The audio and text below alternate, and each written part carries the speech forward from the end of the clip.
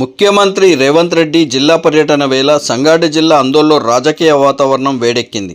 అందోల్ నియోజకవర్గానికి సీఎం ప్రత్యేక అభివృద్ధి నిధులు ప్రకటించాలని మాజీ ఎమ్మెల్యే చంటి క్రాంతికిరణ్ డిమాండ్ చేశారు. స్థానిక మంత్రిగా ఉన్నప్పటికీ నియోజకవర్గంలో అభివృద్ధి ఎక్కడికక్కడే నిలిచిపోయిందని విమర్శిస్తూ ప్రెస్ మీట్లో క్రాంతికిరణ్ కాంగ్రెస్ ప్రజాపాలనలో అభివృద్ధిపై బహిరంగ లేఖ విడుదల చేశారు. గతంలో జైరాబాద్ పర్యటనలో ఇచ్చిన హామీలను సీఎం రేవంత్ రెడ్డి ఇప్పటి వరకు నెరవేర్చలేదని మాజీ ఎమ్మెల్యే క్రాంతికిరణ్ ఆరోపించారు.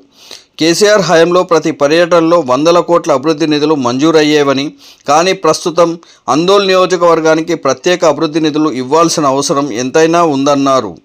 రద్దు చేసిన సంగమేశ్వర, బసవేశ్వర ఎత్తిపోతల పథకాలను తక్షణమే పునరుద్ధరించాలని క్రాంతికిరణ్ డిమాండ్ చేశారు. అలాగే కాళేశ్వరం 19A లిఫ్టుల ద్వారా అందోల్, అల్లాదుర్గం, టేక్మాల్ ప్రాంతాలకు సాగునీరు అందించే పనులను వేగవంతం చేయాలన్నారు. ప్రభుత్వ అసమర్థత నిర్వహణ వల్లే సింగూరు జలాశయం డెడ్ స్టోరేజ్కు చేరిందని క్రాంతికిరణ్ మండిపడ్డారు. వేసవిలో మరమ్మతులు చేయకుండా వర్షాకాలంలో కాలువల రిపేర్ల పేరిట నీటిని వృధా చేస్తూ రైతులకు సాగు, తాగునీరు అందకుండా చేశారని ఆగ్రహం వ్యక్తం చేశారు.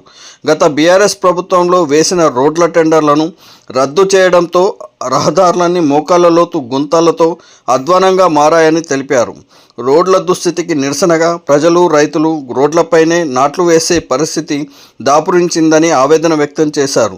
రైతు బంధు 15,000 రూపాయలు, పింఛన్లు పెంపు, మహిళలకు 2,500, తులం బంగారం, స్కూటీల పంపిణీ, పరిశ్రమల ఏర్పాటు, ఉద్యోగాల కల్పనపై ఇచ్చిన హామీలు ఏమయ్యాయని క్రాంతికిరణ్ ప్రశ్నించారు. ఇక బీఆర్ఎస్ హయాంలో పుల్కల్లో నిర్మించిన ఆసుపత్రి భవనాన్ని తక్షణమే ప్రారంభించాలని క్రాంతికిరణ్ కోరారు. పుల్కల్, కంకోల్లో నిర్మించిన డబుల్ బెడ్రూమ్ ఇళ్లను నిరుపేదలకు వెంటనే పంపిణీ చేయాలని, అందోల్ పరిధిలో అర్హులైన రైతులకు భూమి పట్టాలను అందజేయాలని డిమాండ్ చేశారు. నియోజకవర్గంలో గుట్టల అక్రమ తవ్వకాలు, మంజీరా నదిలో ఇసుక అక్రమ రవాణా దర్జాగా నడుస్తోందని మండిపడ్డారు. తక్షణమే ప్రభుత్వం విచారణ జరిపి అక్రమ మట్టి, ఇసుక రవాణా కట్టడి చేయాలన్నారు. రాష్ట్ర ముఖ్యమంత్రి రేవంత్ రెడ్డి గారు మన జిల్లాలో పర్యటించబోతున్నారు. గతంలో కూడా ఒకసారి మన జిల్లాకు ముఖ్యమంత్రి గారు వచ్చారు. ముఖ్యమంత్రి గారు వస్తే అందరికీ చాలా ఆశలు ఉంటాయి, ఎక్స్పెక్టేషన్స్ ఉంటాయి. ముఖ్యమంత్రి గారు వస్తున్నారు కనుక మా జిల్లాకు, మా నియోజకవర్గానికి ఏమైనా వరాలు ఇస్తారేమో, ఏమైనా పెండింగ్ పనులు ఉంటే వాటన్నీ పూర్తి చేయడానికి హామీ ఇస్తారు, ఇంకా కొత్త ప్రాజెక్టులకు అంకురార్పణ చేస్తారు అనేది మేమైతే ఎమ్మెల్యేలుగా ఉన్నప్పుడు మాకు ఆశ ఉంటుండే. ఎందుకంటే మాకు కేసీఆర్ గారు వచ్చినప్పుడు, కేసీఆర్ గారు వచ్చిన ప్రతిసారి కూడా మా జిల్లాలో ఏదైనా మీటింగ్ ఉంటే తప్పకుండా 100 కోట్ల అభివృద్ధి నిధులను మేము శాంక్షన్ చేయించుకునే వాళ్ళం. ప్రతిసారి కూడా నారాయణగిరిలో మీటింగ్ అయినా, జైరాబాద్లో మీటింగ్ అయినా, సంగారెడ్డిలో మీటింగ్ అయినా, పటంచెరులో మీటింగ్ అయినా ముఖ్యమంత్రిగా కేసీఆర్ గారు వచ్చినప్పుడు మా నియోజకవర్గాలకు ఏమేమి కావాలో అన్నింటినీ కూడా సమాచారం తెప్పించుకొని ఆయన ఆ బహిరంగ సభల్లో అనౌన్స్ చేసేవాడు. అది ఆనవాయితీగా వస్తున్నది. అంటే బీఆర్ఎస్ పార్టీ ఉన్నప్పుడు ఆనవాయితీగా వస్తుంది. అంటే ఒక సంక్షేమం పట్ల విజన్ ఉన్న నాయకుడు కేసీఆర్ కనుక దాన్ని ఒక ఆనవాయితీగా పెట్టుకున్నారు. జైరాబాద్లో ఏదో హామీలు ఇచ్చిండ్రు, ఇంకో మాజీ ఎమ్మెల్యేకి ఏదో బాధ్యతలపై చెప్పారు, కానీ ఏది కూడా నెరవేర్చలేదు. ఇప్పుడైనా రెండోసారి మీరు మా జిల్లాకు వస్తున్నారు, జిల్లా కేంద్రంలో సమావేశం పెడుతున్నారు కనుక ఇప్పుడైనా మా నియోజకవర్గానికి ఏదైనా అభివృద్ధి కార్యక్రమాలని అనౌన్స్ చేయాలని చెప్పి మేము ముఖ్యమంత్రి గారు డిమాండ్ చేస్తున్నాం. ఎందుకంటే మా మంత్రి గారు, మా నియోజకవర్గం నుంచి గెలిచిన వ్యక్తి దామోదర రంజన్ గారు మంత్రివర్గంలో ఉన్నారు. కానీ మీకు ఏ సమస్యల మీద విన్నవిస్తుండో మాకు ఎవరికి అర్థమవుతలేదు, మా ప్రజలకు కూడా అర్థమవుతలేదు. ఎందుకంటే ఎక్కడ చేసిన గొంగడు ఎక్కడున్నది. 2.5 సంవత్సరాల క్రితం ఏ అభివృద్ధి అయితే ఉండేనో ఆ అభివృద్ధి ఇప్పుడు ఆందోళన నియోజకవర్గంలో ఉన్నది. రోడ్ల పరిస్థితి, ఎక్కడి రోడ్ల పరిస్థితి అక్కడే ఉన్నది. మేము ఆనాడు శాంక్షన్ చేయిస్తే ఆనాడు కాంట్రాక్టర్కు ఫోన్ చేసి 6 నెలల్లో ఎలక్షన్లు వస్తున్నాయి, నువ్వు ఇప్పుడు మొదలు పెడితే ఎలక్షన్ కోడ్ కింద వస్తుంది, నీ బిల్లు రాకుండా చేస్తా అని చెప్పి ఆనాడు కాంట్రాక్టర్లందరినీ బెదిరించడం వల్ల కాంట్రాక్టర్లు పని చేయడానికి జంకి వెనక్కి వెళ్ళిపోయారు. ఎలక్షన్ 6 నెలల ముందు. సరే మరి నువ్వు గెలిచినావు, గెలిచిన తర్వాత మనం మీరన్నా మొదలు పెట్టాలి కదా. మొదలు పెట్టకుండా మంత్రి గారు ఏం చేశారు, ఉన్న కాంట్రాక్టులు టెండర్లన్నింటినీ క్యాన్సిల్ చేయించారు. మేము రోడ్లకు వేసిన టెండర్లన్నింటినీ రద్దు చేసి మళ్ళీ రీటెండర్లు వేస్తామని చెప్పి 2.5 సంవత్సరాలు కాలయాపన చేసుకుంటూ వచ్చారు. ఇప్పటికీ ఒక్క రోడ్డు కూడా ఇప్పటికీ మొదలు పెట్టలేదు.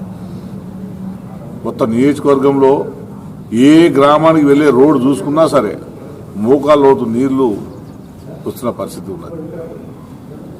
చాలామంది 2 వీలర్స్ రాత్రిపూట వెళ్ళి చూడకుండా వెళ్ళి పడిపోతున్న పరిస్థితి ఉన్నది బండ్ల మీద పోతున్న వాళ్ళు.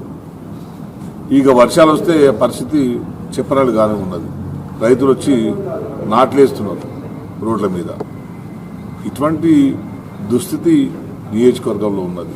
గ్రామాలకు మంచినీళ్ళు వస్తలేవు, ట్యాంకులలో నీళ్ళు వస్తలేవు, వచ్చిన దగ్గర కుళ్ళు నీళ్ళు వస్తున్నాయి, కరెంటు సరిగ్గా ఉండలేదు.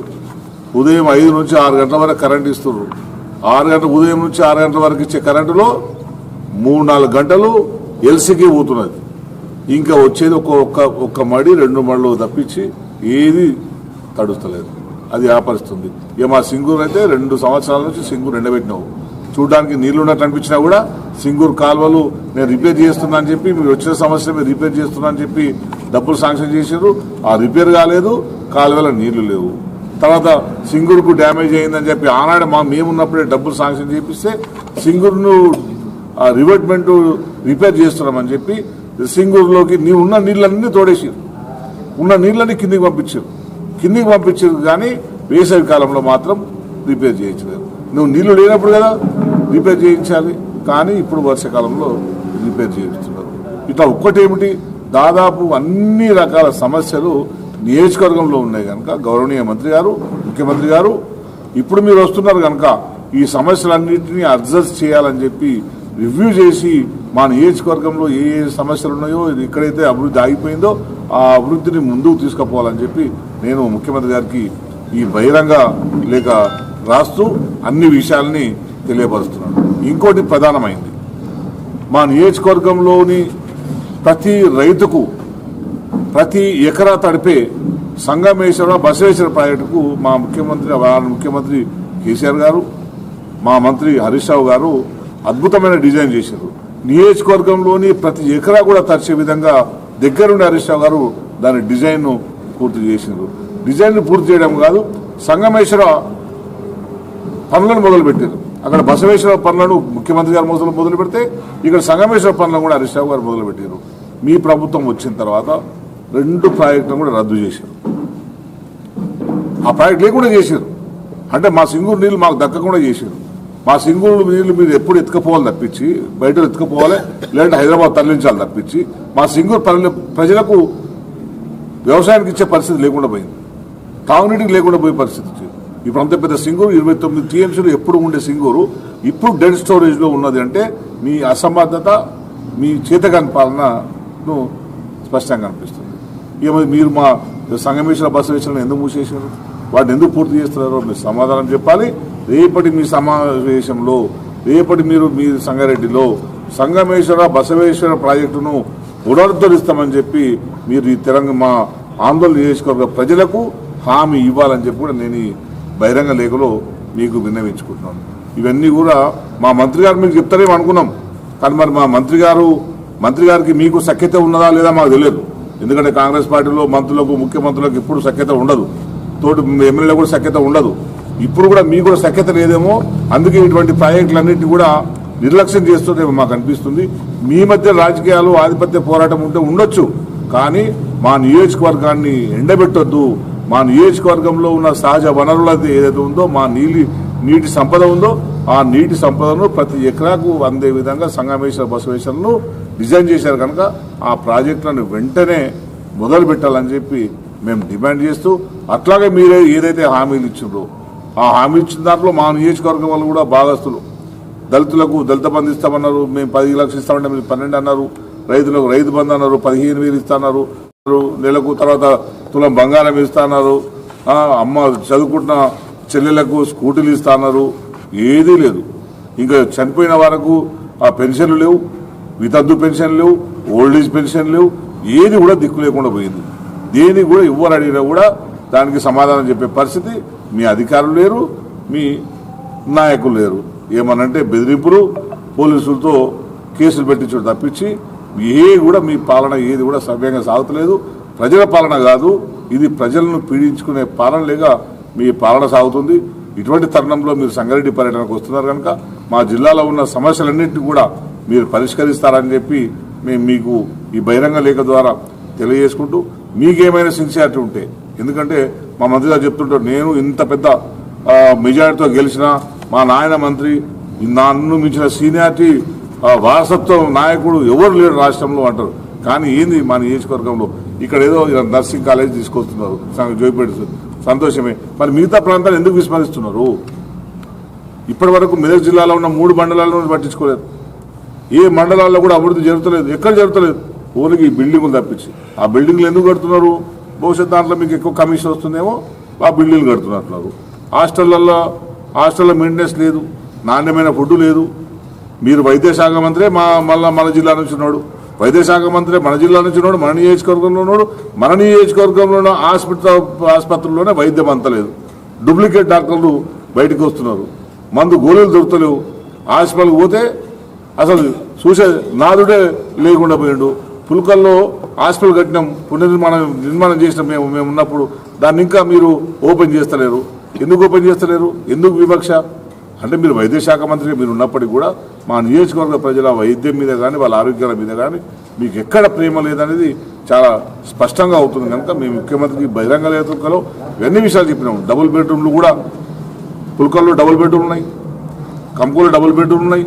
వాటన్నిటిని కూడా పంపిణీ చేయాలని చెప్పి కూడా మేము డిమాండ్ చేసుకుంటూ, ఏదేదైతే ఇంకా పెండింగ్లో ఉన్నాయో, ఈ 2.5 సంవత్సరాల కాలంలో పెండింగ్లో ఉన్నాయో ఆ సమస్యలన్నీ పరిష్కారంతో పాటుగా ఇంకా మా నియోజకవర్గంలో ఉన్న రోడ్లన్నిటి కూడా అది హ్యామ్ కింద పెడతారా, స్కామ్ కింద పెడుతురా, ఏం చేస్తున్నా తర్వాత విషయం. కానీ ముందైతే మా రోడ్లు ఎత్తి నడుములు ఇరిగిపోతున్నాయి మా ప్రజలకు. రోజు తిరిగే వాళ్ళకు, బండ్ల మీద తిరిగే వాళ్ళకు, ఆటోల మీద తిరిగే వాళ్ళకు, బస్సుల మీద తిరిగే వాళ్ళకు, స్కూటర్ల మీద తిరిగేటోళ్ళకు నడుములు ఇరిగిపోయి రోజు 10 మంది పడిపోతున్నారు రోడ్ల మీద.